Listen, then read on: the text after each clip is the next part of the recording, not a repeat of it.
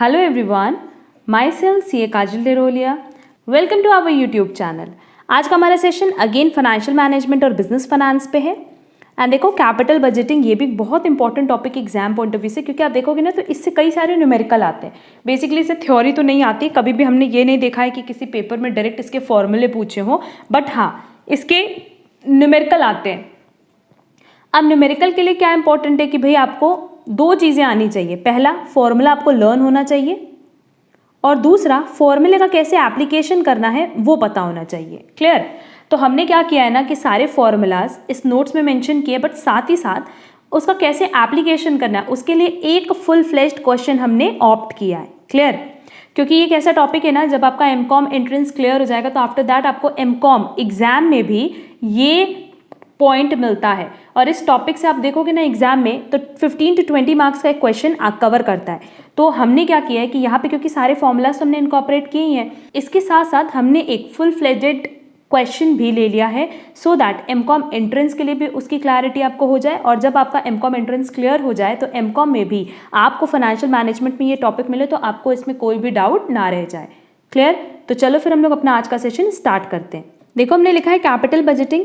While deciding upon the long-term investment decision, following techniques prove to be helpful. कह रहा है जब हमें लॉन्ग टर्म इन्वेस्टमेंट डिसीजन लेना होता है. What is long term investment decision? अगर आपने हमारी फाइनेंशियल मैनेजमेंट की स्टार्टिंग की क्लास की होगी तो हमने वहाँ पे बताया भी था कि हमें एसेट परचेज करना होता है किसी भी प्रोजेक्ट में इन्वेस्ट करने के लिए, और इस एसेट को हम परचेज करते हैं with the help of equity share capital, preference share capital as well as debenture holders. Clear?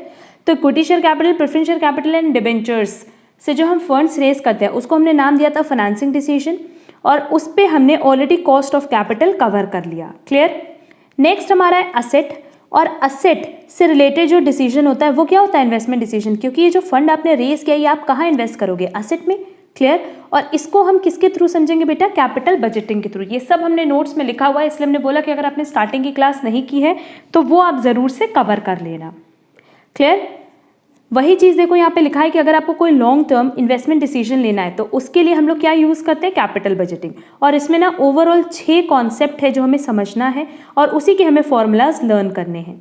देखो सबसे पहला हमारे पास दिया हुआ है net present value, that is NPV.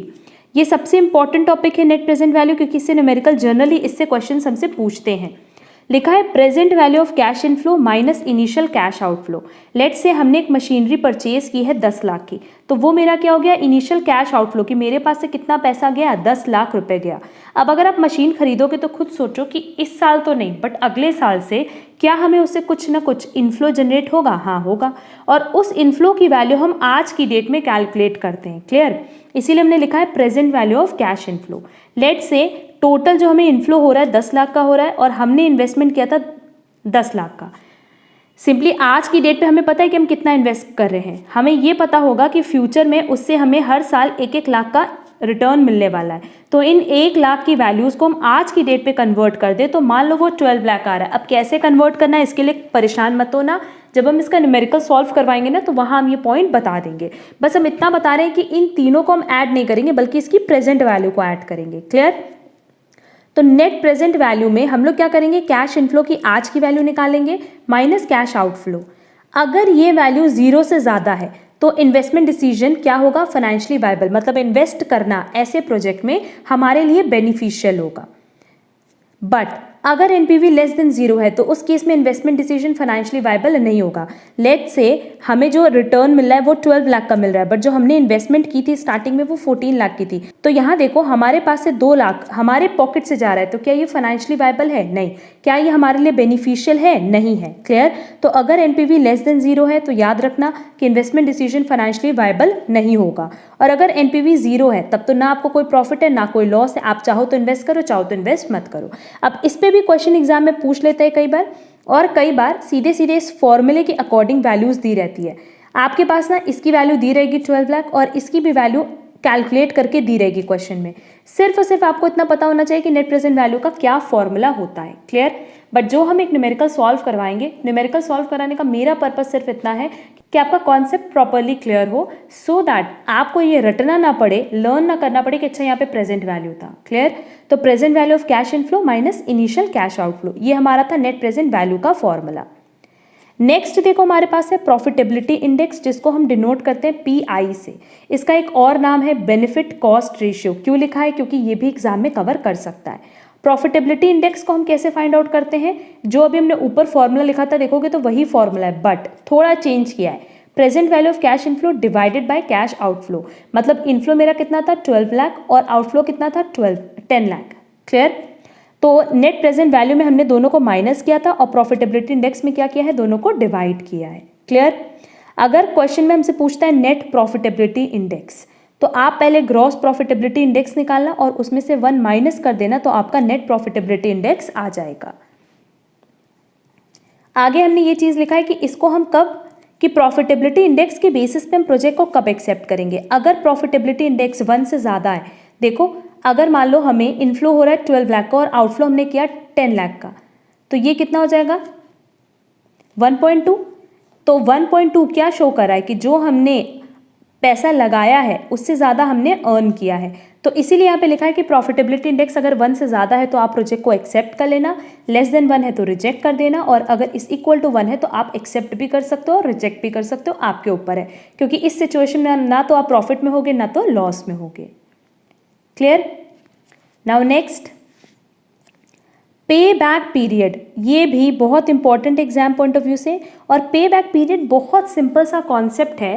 पे बैक पीरियड ये बताता है कि जो हमने पैसा अपने बिजनेस में इन्वेस्ट किया है, लेट्स से अगेन हमने 10 लाख इन्वेस्ट किया है। क्लियर? और हमें पता है कि हर साल हमें उससे इनफ्लो होने वाला है 2 लाख का। तो हमें अगर कोई ये पूछे कि ये 10 लाख की आप रिकवरी कितने साल में कर लोगे, तो हम क्या बोलेंगे? 5 साल में हम इसकी रिकवरी कर पाएंगे। यही होता है, यही मतलब होता है पे बैक पीरियड का। इसको हम और क्या कहते हैं? पे आउट और पे ऑफ पीरियड। ये लर्न कर लेना। और इसका फॉर्मूला क्या है? Initial investment. इनिशियल इन्वेस्टमेंट हम क्या माने थे? कि मेरी इनिशियल इन्वेस्टमेंट है, divided by annual cash flow after tax per annum. हर साल हमें कितना कैश इनफ्लो हो रहा है? 2 लाख। इसीलिए हमने बताया कि 5 साल हमें लगेगा इस 10 लाख की रिकवरी करने में, और यही क्या है? पे बैक पीरियड। बट देखो यहाँ पे हमने 2 लाख की प्रेजेंट वैल्यू नहीं निकाली। ये 2 लाख आप कब अर्न करोगे? But obvious next year. अगर इस साल आपने मशीन परचेज की तो इस साल तो अर्न नहीं कर सकते ना, नेक्स्ट ईयर से ही आप जनरेट कर सकते हो इनफ्लो। क्योंकि भले मैन्युफैक्चरिंग इस साल से स्टार्ट हो जाए, बट जो आप उसे अर्न करना शुरू करोगे वो कब से करोगे? नेक्स्ट ईयर से। तो यहाँ पे हमने सिर्फ एनुअल कैश फ्लो लिया है, प्रेजेंट वैल्यू नहीं लिया है। इन चीज़ों को क्यों आपको ध्यान रखना है? क्योंकि एग्जाम में ना कंफ्यूज करने के लिए दोनों वैल्यूज दी रहती है, प्रेजेंट वैल्यू भी दी रहेगी और एनुअल वैल्यू भी दी रहेगी। तो आपको पे बैक पीरियड में कौन सी वैल्यू लेनी है? Annual value. Clear? Next, discounted pay back period. ये भी पे बैक पीरियड का पार्ट है। अब डिस्काउंटेड पे बैक पीरियड में सिंपली क्या करना होता है कि जो अभी हमने कैश इनफ्लो लिया था उसका प्रेजेंट वैल्यू निकालना होगा। When the payback period is calculated after discounting the cash flows with a predetermined discount factor. Clear? हमने बोला कि अगले 5 साल तक हम 2 लाख अर्न करेंगे, तो इस 2 लाख की वैल्यू हम आज की डेट में कन्वर्ट करते हैं और फिर उसको हम डिवाइड करते हैं कैश आउटफ्लो से।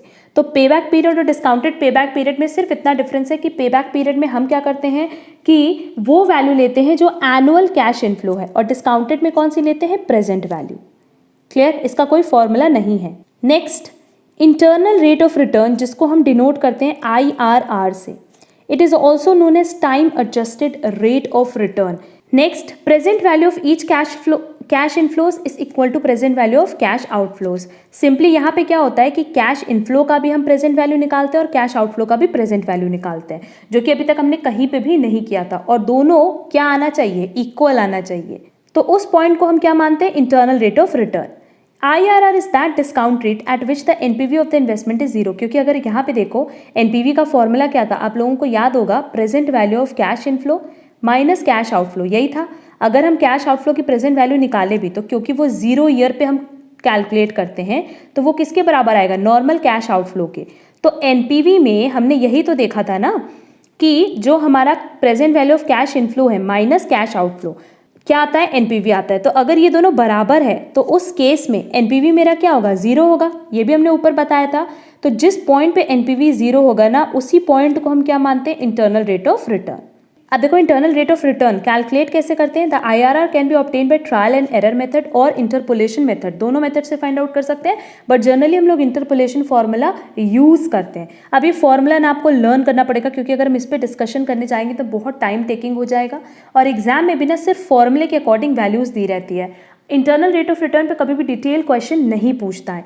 IRR का फॉर्मूला क्या है, lower interest rate plus NPV of lower rate divided by NPV of lower rate minus NPV of higher rate multiply by lower rate minus higher rate.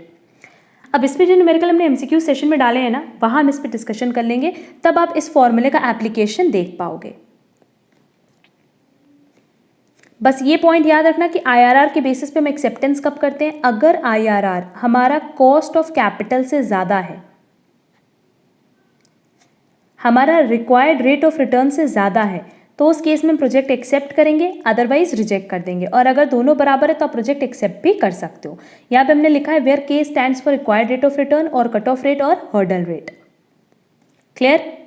मतलब के हमने denote किया था ना कॉस्ट ऑफ कैपिटल में कि हमें एटलीस्ट कितना रिटर्न चाहिए, तो ये क्या था, KD plus KE plus KE plus KR plus KP, कि अगर इन लोगों को हमें पे करना है 10%। क्लियर? और इंटरनल रेट ऑफ रिटर्न हमें मिल रहा है 12% जो हम अर्न कर रहे हैं, तो हम प्रोजेक्ट एक्सेप्ट करेंगे, अदरवाइज रिजेक्ट कर देंगे। एंड आज का लास्ट टॉपिक है एवरेज रेट ऑफ रिटर्न और accounting rate of return method. अब इसका भी आप देखोगे ना, यहाँ पे हमने फॉर्मूला लिखा हुआ है, ये फॉर्मूला आपको मगअप करना है, एंड आफ्टर दैट जब हम क्वेश्चन सॉल्व करवाएंगे ना, तो आप इसका एप्लीकेशन देख पाओगे। एवरेज रेट ऑफ रिटर्न का फॉर्मूला क्या है, average income divided by average investment multiply by 100। अब इन्वेस्टमेंट लेट से हमने किया था 100 रुपीज़ का, और उस पर हमें इनकम मिल रही है 10 रुपये की, तो नो डाउट मेरा एवरेज रेट ऑफ रिटर्न कितना हो गया, 10%। क्लियर? कि हम 100 रुपये भले इन्वेस्ट करें पर हम उस पर कितना अर्न करें, 10%। Next, ARR is equal to cash flow minus depreciation and tax divided by original investment multiply by number of project divided by number of years multiply by 100। ये एक ऑल्टरनेट ऑप्शन था, बट जनरली जो question हम लोग solve करते हैं वो इसी से करते हैं, और एग्जाम में भी आपके पास एवरेज इनकम और एवरेज इन्वेस्टमेंट दी रहती है, डायरेक्टली आपको फॉर्मूले पे अप्लाई करके ARR का कैलकुलेशन करना होता है। क्लियर? या देखो आपके समझने के लिए हमने लिखा भी है कि एवरेज इन्वेस्टमेंट क्या होगी, ओरिजिनल इन्वेस्टमेंट डिवाइडेड बाय 2 और original investment minus scrap value divided by 2, क्योंकि कोई भी चीज़ जब एवरेज होती है ना तो उसको हम किससे डिवाइड करते हैं, 2 से। तो अब इस पे भी हम क्वेश्चन सॉल्व करवाएंगे, बट नेक्स्ट क्लास में। तो आज की क्लास में हमें सिर्फ ये 6 पॉइंट्स आप लोगों के साथ डिस्कस करने थे, जिसमें हमने सारे फॉर्मूलाज डिस्कस किए, और एंड जो बेसिस थे एक्सेप्टेंस और रिजेक्शन के, वो भी हमने यहाँ पे क्लियर कर दिया है। उम्मीद करते हैं कि ये 6 टॉपिक आपको प्रॉपरली समझ में आए होंगे, सबके फॉर्मूलाज आप लर्न कर लोगे, एंड नेक्स्ट क्लास में जब हम इस पर एक न्यूमेरिकल सॉल्व करवाएंगे ना, तो वो न्यूमेरिकल आप ज़रूर से कवर करना, क्योंकि अभी आपको लग रहा होगा कि ठीक है हम फॉर्मूला मगअप करके चले जाएंगे एग्जाम में और हमें लर्न रहेगा, बट जनरली ना ऐसा होता नहीं है। एक न्यूमेरिकल अगर आप इसका फुल फ्लेजेड कर लो ना, तो बहुत ही ईजिली आपको सारे कॉन्सेप्ट्स क्लियर हो जाते हैं। तो नेक्स्ट क्लास में हम इसका एक न्यूमेरिकल अपलोड कर देंगे, बट हम अभी से बता देते हैं कि वो न्यूमेरिकल एग्जाम में नहीं पूछेगा, उस लेवल का भी क्वेश्चन एग्जाम में नहीं पूछता, सिर्फ और सिर्फ वो आपके कॉन्सेप्ट को क्लियर करने के लिए और फॉर्मूलाज को लर्न कराने के लिए हम सॉल्व करवाएंगे। क्लियर?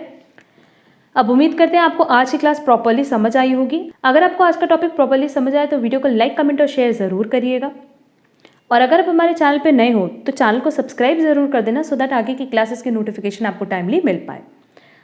अगर कोई भी डाउट हो तो आप कमेंट बॉक्स में कमेंट करके पूछ सकते हो, और साथ ही साथ आप हमें टेलीग्राम या व्हाट्सएप पे भी कनेक्ट कर सकते हो, सबकी लिंक आपको डिस्क्रिप्शन बॉक्स में दी गई है। हम लोग मिलेंगे हमारी नेक्स्ट क्लास में, जहां हम लोग कुछ और टॉपिक डिस्कस करेंगे अबाउट फाइनेंशियल मैनेजमेंट। आज के लिए बस इतना। Thank you so much.